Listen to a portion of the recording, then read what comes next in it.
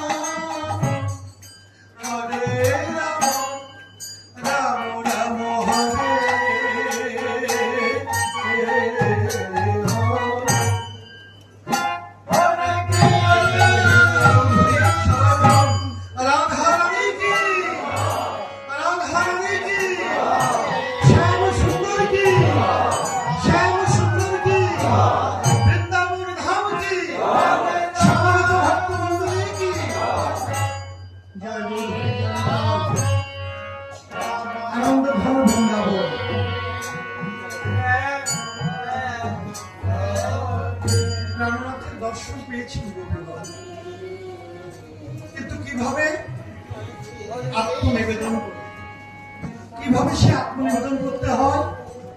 আত্মেন্দ্রিয় প্রীতিচ্ছা তাকে বলে কাম, কৃষ্ণেন্দ্রিয় প্রীতিচ্ছা ধরে প্রেম। হে গোবিন্দ, আমার বলিতে যা কিছু সর্বস্ব আমি তোমার চরণে সমর্পণ করে দিয়েছি। আমার বলিতে আর কিছু নেই। আমার সুখ দুঃখ ভালো মন্দ সবই তোমাতে সমর্পিত। তুমি কৃপা করে তোমার চরণ কৃষ্ণ সুখী সুখী, কৃষ্ণ দুঃখী দুঃখী, সর্বদা কৃষ্ণ চিন্তন। এভাবে একাগ্র চিত্তে হয়ে এক মন গৃহ ছেড়ে বন প্রজন্তপুরে সেই বৃন্দাবনের বনকাননে প্রবেশ করেছেন সকল গোপীরা। অবশেষে দর্শন দিলেন আমার ব্যথাহারী মধুসূদন। তিনি ভাগবতে কলম দিয়েছেন, যে করে আমার আশ তারই করে সর্বনাশ, তবু যদি না আমি হরিতার দাস। এ সংসারে আমাদের ধৈর্য কম। আমরা একটু ব্যতিক্রম হলেই আমরা ভগবানকে ভুলে যাই, তাকে দোষারোপ করি, তুমি আমার দেখলে না, আমায় কিছু করলে না। কিন্তু আসলে আমরা কি তার জন্য কিছু করতে পারি? ভগবান কর্মই তো আমরা করতে পারি না। সংসার শুধু আমরা চাও নেই, সংসারে রয়েছে সর্বদাই শুধু আমরা চাই। ধনম দেহি, পুত্রম দেহি, যশম দেহি, সর্বদাই শুধু আমরা চাই। কিন্তু কৃষ্ণের পথে যারা ভজনা করেন, যারা কৃষ্ণ ভক্ত, তাদের কোনো চাওয়া পাওয়া থাকতে নেই। তাদের শুধু একটাই চাওয়া, হে গোবিন্দ, তুমি যত দুঃখ দাও যেন আমি সইতে পারি। তুমি আমাকে যত ব্যথা দাও আমি যেন সইতে পারি। আর সর্বদাই যেন তোমার ধ্যানে আমি নিমগ্ন থাকতে পারি। আমার শয়নে স্বপ্নে দিবা অবসানে সর্বদাই যেন তোমার স্বরূপকে আমি হৃদয়ে অঙ্কিত করে আমার এই দেহ মন প্রাণের সমর্পণ করতে পারি। এই তো কৃষ্ণ ভক্তের স্বরূপ। সেই কৃষ্ণানন্দে, প্রেম আনন্দে আমরা এই 3টি দিবস এই স্থানে কাটিয়ে দিলাম। জানি না, নিঃশ্বাসের তো কোনো বিশ্বাস নেই। এই দাঁড়িয়ে কথা বলছি, এই বলা জীবনের শেষ বলা হতে পারে। গৃহ ছেড়ে কীর্তনে এসেছে, গৃহে ফিরে যেতে পারবে কিনা তার কোনো নিশ্চয় নেই।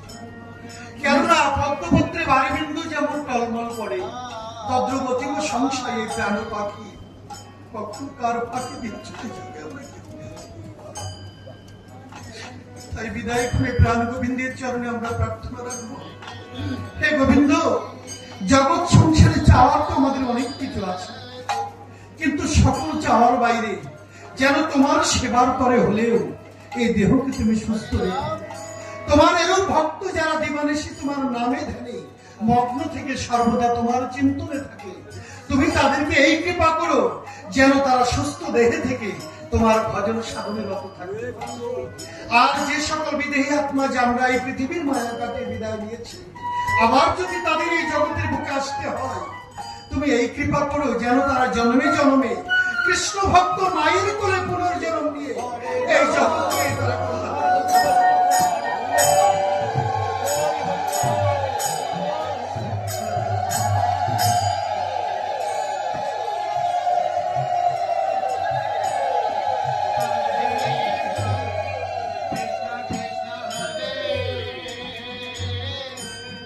গৃহের যিনি কর্তা ছিলেন তিনি পাড়ি দিয়েছেন তারপরে এই বাড়ির মেজো ছেলে সেও চলে গেল, ছোট বৌমা সেও পাড়ি দিল। এরূপ এই সংসার থেকে আমাদের একে একে তো যাওয়ারই পালা।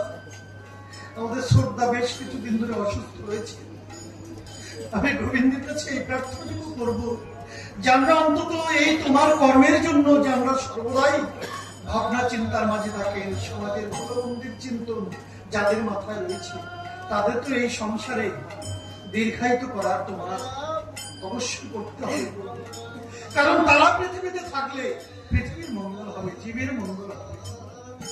আমাদের শ্রদ্ধা বর্দা তিনি তো সর্বদাই এই সেবা কর্মে নিয়োজিত রয়েছেন। তথাপি গোবিন্দের এই সেবার মাঝে থেকে চাওয়ার আমাদের কিছু নেই। তুমি শুধু তোমার ভক্ত যারা, তোমার ভক্তকে তুমি করুণা করো। আর এই নাম স্থানে আমরা দুটি অপরাধ করে থাকি, একটি হচ্ছে নাম অপরাধ আর অপরটি হল বৈষ্ণব অপরাধ। নাম অপরাধ যদিও নাম করতে করতেই খণ্ডন হয়, কিন্তু বৈষ্ণব অপরাধ বৈষ্ণবের কৃপা ব্যতিরেকে খণ্ডন হয়। তাই আসুন আমরা এই অন্তিম লগনে গোবিন্দের আতুল চরণে আমরা দুবাহু তুলে একবার সকলে প্রার্থনা করি। হে কৃষ্ণ করুণা সিন্ধু দীনবন্ধু জগৎপতে গোপেশ গোপিকা কান্ত রাধাকান্ত নমস্তুতে। তপ্ত কাঞ্চন গৌরাঙ্গী রাধে বৃন্দাবনেশ্বরী বৃষভানুসুতে দেবী প্রণমামি হরি। বাঞ্ছা কল্প তরুভস্য কৃপা সিন্ধু ভয়ে বচ পতিতানাং পাবনেভ্যো সর্ব বৈষ্ণবেভ্যো নমো নমঃ। আজি রাই দাঁড়ালো রে শ্যামে, রাই দাঁড়ালো রে শ্যামে, চতুর্দিকে সখীগণে নৃত্য করে রে, নৃত্য করে রে।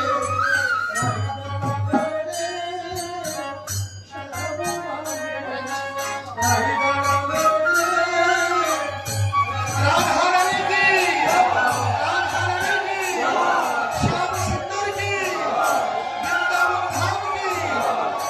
জয় গুরু হরি জয় জয় জয় জয় জয়। নাম শব্দে রাধা গোবিন্দের কেবল সুন্দর হচ্ছে। যেখানে হরি নাম সংকীর্ত সেখানে হচ্ছে আমার রাধা গোবিন্দের কেবল। হরে কৃষ্ণ কৃষ্ণ কৃষ্ণ হরে হরে, হরে রাম রাম রাম হরে হরে। 16 নম্বর অক্ষর যতবার ভূমিত হয় ততবার আমার রাধা কৃষ্ণ যুগল রূপে এই হৃদ বৃন্দাবনে সদা সর্বক্ষণ মুরলীধর হরিধর। তাই এই বৃন্দাবন আর সেই মৃন্ময় বৃন্দাবন লীলা করে গেলেও এই হৃদ বৃন্দাবনের লীলা কখনো থেমে যায় না। তাই আসুন আমরা মানসভাবে সেই রাধা গোবিন্দের যুগল দর্শন করি, প্রণাম করি আর গোবিন্দের চরণে আপন আপন প্রার্থনা রাখি। আগামীকাল একাদশী তিথি সকলের সফল হোক এই সংকীর্তন আনন্দ। আবার একটি বছর পরে সকলে স্থানে থেকে আবার এমনি করে এই কীর্তনে থাকবো, সকলে আমরা এমনি করে একত্রিত হবো সেই প্রত্যাশায়। রাধা গোবিন্দের প্রতি প্রমানন্দে হরি হরি।